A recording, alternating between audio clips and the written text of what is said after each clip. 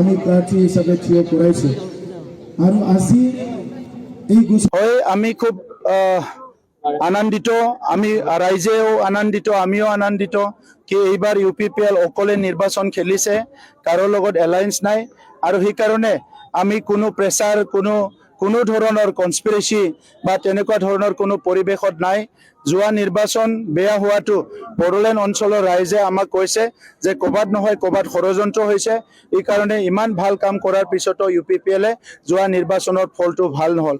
যোৱা 2-3টা মাহত আমি যিমানখিনি আমাৰ শুভাকাংক্ষী বুদ্ধিজীৱী বিভিন্ন মহলৰ লগত আলোচনা কৰিছোঁ, চবে কৈছে যে UPPL অকলে কণ্টেষ্ট কৰিব লাগে।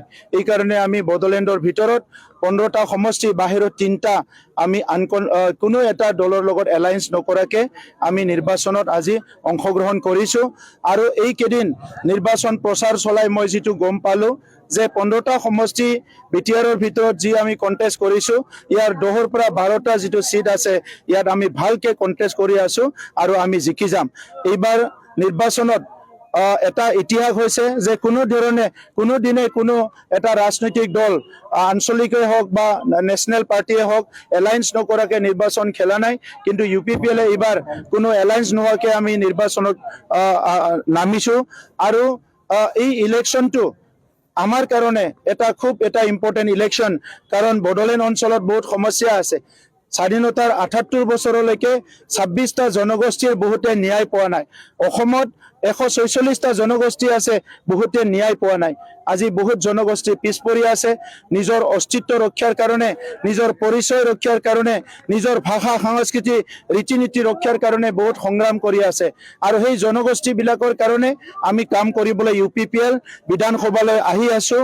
এইবাৰ কোনো কম্প্ৰমাইজ নকৰাকে UPPL দলে অসমৰ 3.5 কোটি জনগণ আৰু বড়োলেণ্ডৰ 35 লাখ জনগণৰ কাৰণে কাম কৰিবলৈ আমি আহি আছোঁ। চোৰে চোৰৰ ঠেং দেখি বুলি কয়, যোনে চুৰ কৰে সিহে এইবিলাক বুজি পায়।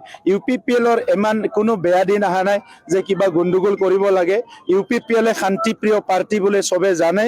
ইহঁতে আগৰ যিটো কথা 17 বছৰত যিটো হিংসা, বাহুবল, ধনবল ব্যৱহাৰ কৰি নিৰ্বাচন খেলিছিলে, এই পৰিৱেশটো আজি নাই। ৰাইজ সজাগ হৈছে।